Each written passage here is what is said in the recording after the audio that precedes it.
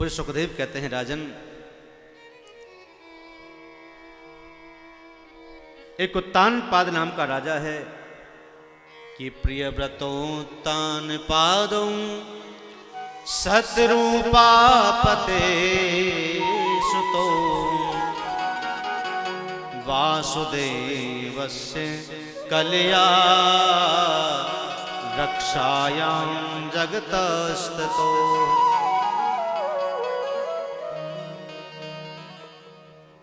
प्रियव्रत और उत्तानपाद ये दो पुत्र हैं स्वयंभू राजा के। 5 संतान थी, 3 पुत्रियां 2 पुत्र। अब आप ये जानिए कि प्रियव्रत और उत्तानपाद हैं कौन। उत्तानपाद का अर्थ होता है जो इस संसार में आकर के अपना सम्मान चाहता है, अपना मान चाहता है, नाम चाहता है और पाखंड करता है, दिखावा करता है, उसे कहते हैं उत्तानपाद। जिसका सिर नीचे है, पैर ऊपर की ओर, जिससे अपने मान की और सम्मान की बड़ी भूख है, उसे कहते हैं उत्तानपाद। प्रियव्रत का अर्थ होता है प्रिय माने अच्छा, व्रत माने प्रतिज्ञा। आपके मन का सुंदर भाव का संकल्प ही प्रतिज्ञा प्रियव्रत है। आपने किसी भी कामना के लिए मन में धारण किया कि मुझे कोई व्रत करना है, कोई व्रत बता दीजिए, हम दुखी हैं, सुखी हो जाए, कोई व्रत कर ले। आपका शुभ संकल्प आपके जीवन का प्रिय व्रत है। कोई पूजा बता दीजिए, कोई पाठ बता दीजिए, ताकि हम सुखी हो जाएं। सुखदेव कहते हैं राजन, उत्तानपाद राजा के 2 पत्नी हैं। एक का नाम है सुनीति, एक का नाम है सुरुचि। सुनीति सुंदर नीति पर चलती है, भगवान का पूजा करती है, पाठ करती है, दान करती है, पुण्य करती है, ब्राह्मण भोजन कराती है, गौ सेवा करती है, अतिथि का सम्मान करती है, भंडारा करती है, संतों की सेवा करती है। वो सुनीति है। सुनीति का पुत्र हुआ है ध्रुव, जिसकी बच्चे की मां नीति पर चल रही हो, वह मां अपने बालक को ध्रुव के जैसा बना सकती है। जिसकी मां अबोध है, जैसे कुछ पता ही नहीं है, फिल्म दिखाती है, मूवी दिखाती है, हाथ में फोन पकड़ाती है, वह मां कौन होगी? सुरुचि जैसी होगी। चल ले फोन पकड़, गेम खेल, मेरा पीछा छोड़। इसका मतलब यह है तुम उस बच्चे के भविष्य को बनाना नहीं चाहती, बच्चे के भविष्य को बिगाड़ना चाहती हो।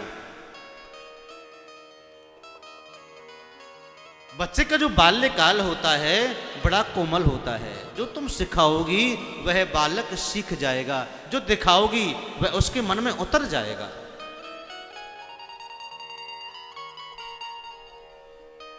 सुनीति अपने बालक को सुंदर शिक्षा देती है। सुरुचि, जिनको संसार की विषयी वासना, भोग पदार्थ, घूमना फिरना, मेकअप करना, ब्यूटी पार्लर जाना, उस रुचि है। सुरुचि का पुत्र है उत्तम। नाम तो उत्तम है लेकिन दुर्गुणों से भरा है। कई बार घर में नाम तो माताओं का शांति होता है, लेकिन वो शांति ज्यादा अशांति करती है घर में। लोग कहते हैं भैया नाम तो शांति है बड़ा, लेकिन करती बहुत अशांति है, अशांत बहुत रहती है।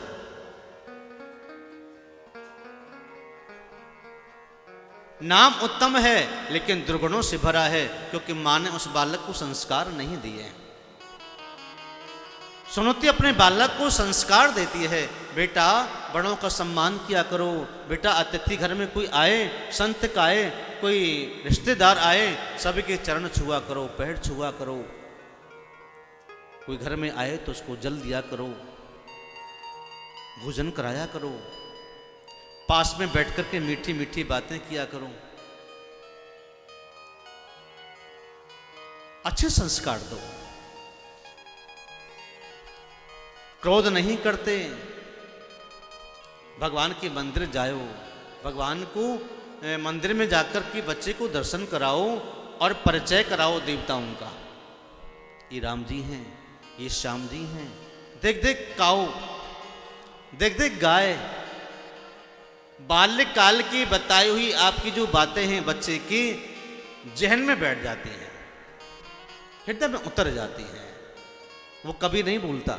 बचपन की बातें बड़ी याद रहती हैं। शायद आप लोगों को भी याद होंगी अपना बचपन आपका, आप कैसे पढ़ते थे, कैसे खेलते थे, कौन कौन आपके मित्र थे, स्कूल में जाते थे तो भाग जाते थे, पढ़ते नहीं थे, मास्टर जी होमवर्क देते थे तो करते नहीं थे, उनके डर से हम फिर स्कूल से दूर भाग जाया करते थे। ये बचपन की कहानियाँ हर व्यक्ति के मन में कहीं ना कहीं छुपी होती हैं, कहीं ना कहीं रहती हैं।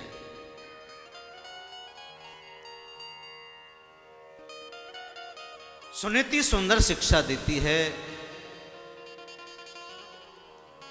पिता एक है, पत्नी दो, और दोनों रानियों के बालक अलग अलग। ध्रुव और उत्तम एक बार उत्तानपाद राजा ये सुनीति के पुत्र को, ध्रुव को और उत्तम को गोदी में लेकर के बैठा था।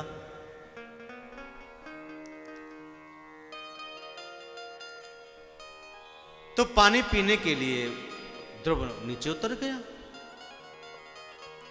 और पुनः अपने पिता की गोद की ओर जाने लगा।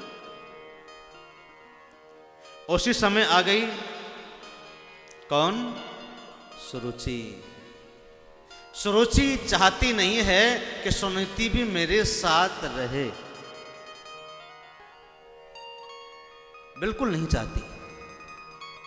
सुनीति के लिए अलग महल बना दिया गया। सुरुचि अलग महलों में रहने लगी, सुनीति अलग रहने लगी। दोबारा जैसे ही उस पिता की गोदी में बैठने के लिए ध्रुव बढ़ा, उसी समय सुरुचि ने डांट दिया कि एकदा सुरुचि कि पुत्रं कामरोपिलालयन् उत्तमं नारोक्षतं ध्रुवं राज्याभ्यनन्दन्।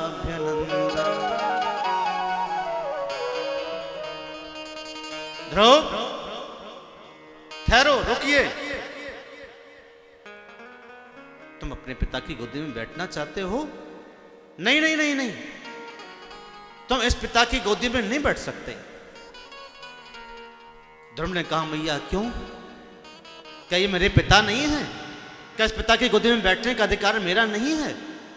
बोले पिता की गोदी में तो अधिकार बैठने का है, लेकिन मैं तुम्हारी मां नहीं हूं। अगर मेरे गर्भ से तू पैदा हुआ होता तो इस पिता की गोदी में बैठने का अधिकार पाता।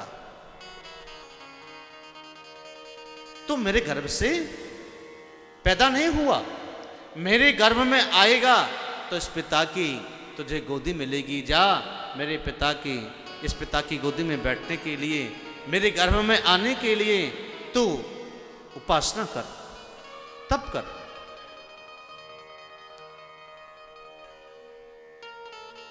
पूज्य सुखदेव कहते हैं राजन, जब उस बालक को तिरस्कार कर दिया गया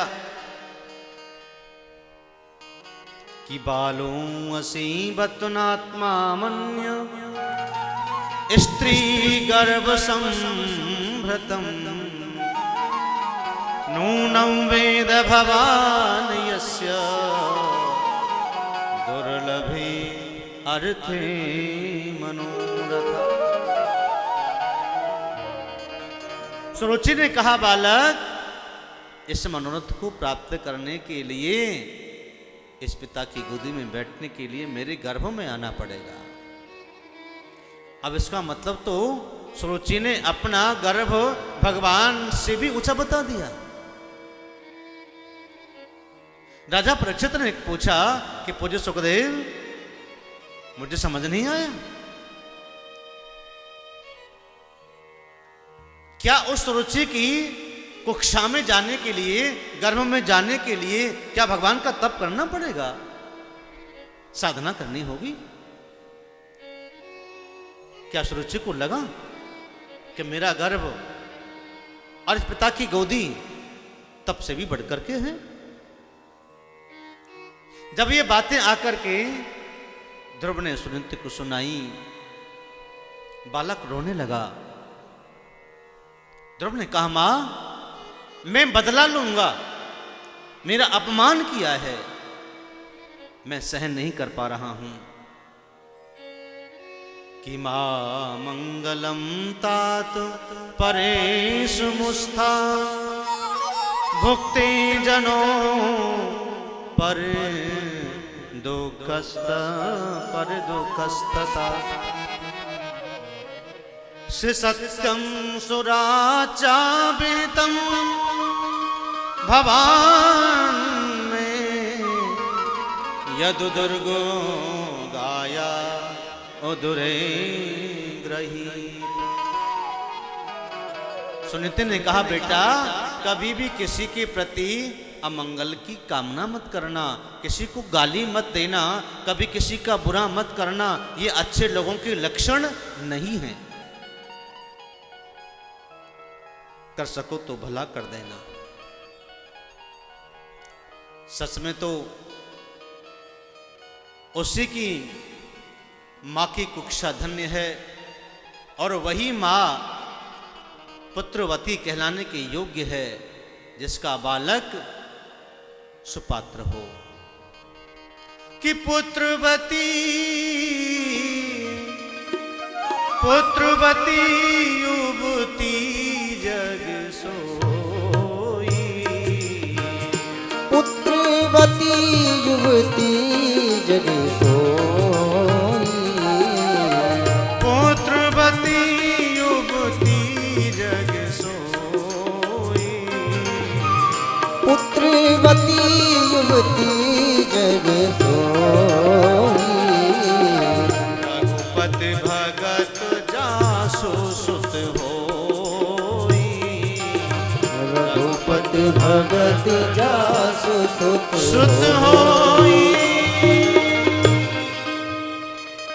पुत्रवती मही वही मां कहलाने के योग्य है जिसका बालक सम्मान करने वाला, सद्गुणों से भरा हुआ हो।